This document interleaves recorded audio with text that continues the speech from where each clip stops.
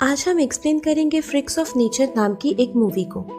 ये एक ऐसी शहर की कहानी है जहां ज़ॉम्बीज, वैम्पायर्स और इंसान एक साथ रहते थे।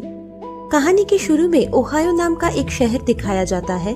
इस शहर में वैम्पायर्स को सबसे ऊंचे क्लास का माना जाता था और उन लोगों को खून भी अलग से दिया जाता था ताकि वो इंसानों को मार के उसका खून ना पिए। दूसरे पैदान पे थे इंसान जो कि वैम्पायर और ज़ॉम्बीज को लेकर परेशान थे, और तीसरे पैदान पे थे ज़ॉम्बीज।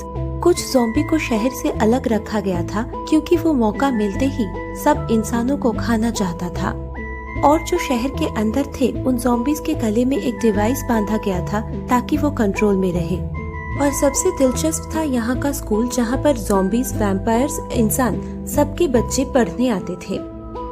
यहाँ पर इस कहानी का मेन कैरेक्टर डैग को दिखाया जाता है जो कि लोरेलाई नाम की एक लड़की को पसंद करता है, हालांकि लोरेलाई उसे पसंद नहीं करती थी। और एक दूसरी कैरेक्टर है पेट्रा जो कि मिलन नाम का एक अमीर वैम्पायर को बहुत ही पसंद करती थी। स्कूल का सबसे इंटेलिजेंट लड़का था नेड, हालांकि नेड का पेरेंट्स नेड को बिल्कुल पसंद नहीं करते थे और हर वक्त उसे डांटते रहते थे।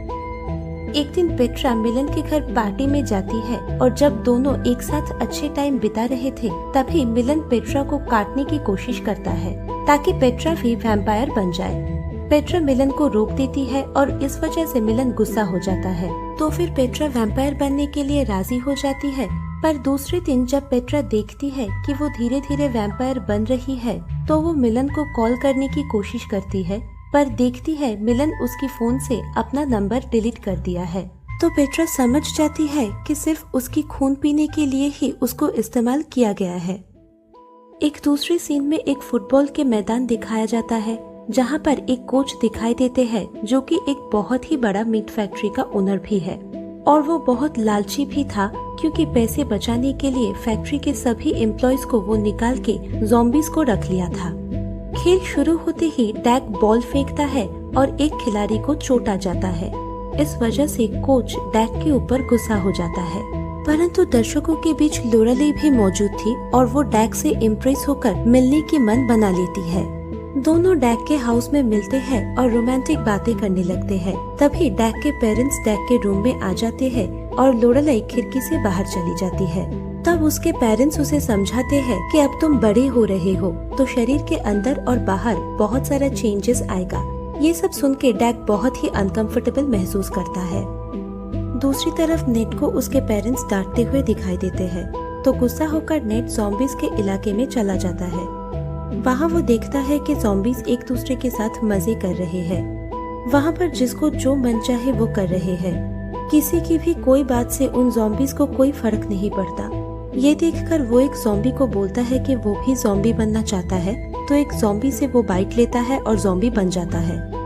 कुछ दिन बाद उस शहर के ऊपर एलियंस हमला कर देते हैं, तो सभी बहुत डर जाते हैं और तीनों वर्गों के लोग एक मीटिंग बुलाते हैं और एलियंस को बुलाने के लिए एक दूसरे के ऊपर आरोप लगाते हैं। तो फिर पूरे शहर में तीनों वर्गों के बीच दंगा फैल जाता है। दूसरे दृश्य में लोरेलाई को दिखाई जाती है जिसे इस सब से कुछ फर्क नहीं पड़ती और वो डैग को फिजिकल होने के लिए बोलती है, तो डैग उसे घर लेके जाता है। पर जब दोनों फिजिकल होने जा रहे थे तभी वैम्पायर अटैक कर देते हैं और वो दोनों बालकनी से छलांग लगाकर खुद को बचा लेते हैं। परंतु नीचे भी एक वैम्पायर अटैक कर देता है, तो वो दोनों बचने के लिए एक घर में घुस जाते हैं और दरवाजा लॉक कर देते हैं। उसके बाद देखते हैं कि पूरा घर ज़ॉम्बी से भरा पड़ा है और वो ज़ॉम्बीज वहाँ पर एक सीक्रेट मीटिंग कर रहे थे। तो ज़ॉम्बीज उन लोगों के ऊपर अटैक कर देते हैं और तभी वैम्पायर्स भी वहाँ आ जाते हैं। फाइट के बाद वहाँ सिर्फ डैग, नेड और पेट्रा जीवित रहते हैं। वो तीनों भी आपस में लड़ाई करने ही वाले होते हैं, तभी एलियंस वहाँ पर अटैक कर देते हैं। फिर डैग को याद आता है कि ये उसका ही एक टीचर का घर है जो कि बेसमेंट में रहता है, तो डैग बेसमेंट में जाने का रिक्वेस्ट करता है और उसका टीचर मान जाता है। फिर वहाँ के खिड़की से डैग एलियंस के ऊपर नजर रख रहा था।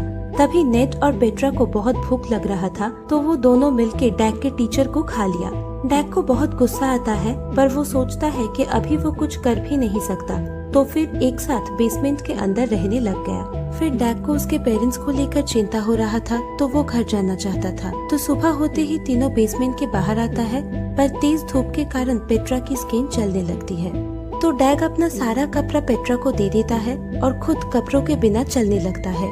डैग जल्द से जल्द घर जाना चाहता था, तो वो दौड़ने लगा और नेड और पेट्रा से अलग हो गया।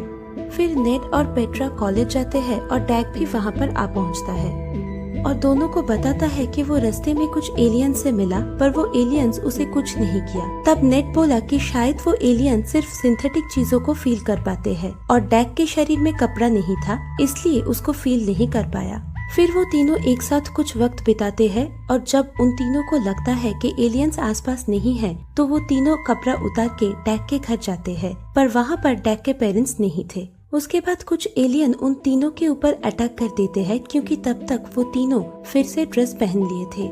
एक एलियन नेड को वहाँ से ले जाता है और पेट्रा रोकने की कोशिश करती है, पर उससे कुछ नहीं होता। फिर पेट्रा और डैग दोनों ही बहुत अपसेट हो जाते हैं, पर कुछ देर के बाद नेड वापस आ जाता है, जो देख के दोनों हैरान हो जाते हैं।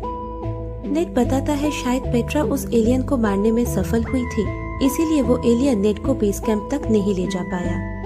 और नेड को ये भी पता चलता है कि एलियंस को यहाँ पर सरवाइव करने के लिए एक केमिकल की जरूरत होती है, जो कि कोच के फैक्ट्री में है। तो तीनों मिलके कोच के घर जाते हैं और नेड को भूख लगता है, तो वो कोच की गर्लफ्रेंड को खा लेता है। तो वो कोच उन तीनों को बाहर फेंक देता है। तभी उन तीनों के ऊपर एलियंस अटैक करते हैं और एक फैक्ट्री में ले जाके फेंकते हैं, जहाँ पर एलियंस उस शहर के बाकी लोगों को भी रखे थे। वहाँ पर नेड अपने पेरेंट को देखता है, जो कि अभी ज़ॉम्बी बन चुके थे, तो नेड खुश हो जाता है। और डैग भी अपने पेरेंट से वहाँ पर मिलता है, जो दोनों अभी भी इंसान ही थे। वहाँ पर सभी मिलके प्लान बनाते हैं कि सभी एक साथ एलियन के ऊपर अटैक करने से शायद वो ट्रैप टूट सकता है। तो वो सब मिलके अटैक करते हैं और ट्रैप तोड़ के फ्री हो जाते हैं। फिर वो लोग सीधा कोच के फैक्ट्री पहुंचता है और देखता है कि वहाँ पर एलियंस के अंदर से कुछ बच्चे बाहर आते हैं और उसे केमिकल के अंदर डालते ही एक बहुत ही बड़ा एलियन बन जाता है और वो एलियन सबके ऊपर अटैक करना शुरू कर देता है। परंतु उसके शरीर के ऊपर गलती से अमोनिया लिक्विड गिर जाता है, तो वो बहुत छोटा साइज का हो जाता है और फैक्ट्री में एक बॉम्ब फेंककर अपनी शिप में वापस लौट जाता है। तभी डैग एक मेल वॉरवुल्फ में बदल जाता है और उस बॉम्ब को उस स्पेसशिप में फेंक के स्पेसशिप को नष्ट कर देता है। उसके बाद दिखाया जाता है कि उस शहर में सभी एक साथ आराम से रहने लग रहे हैं और डैग लोरेलाई की जगह पेट्रा को डेट कर रहा है। और यहीं पर ये मूवी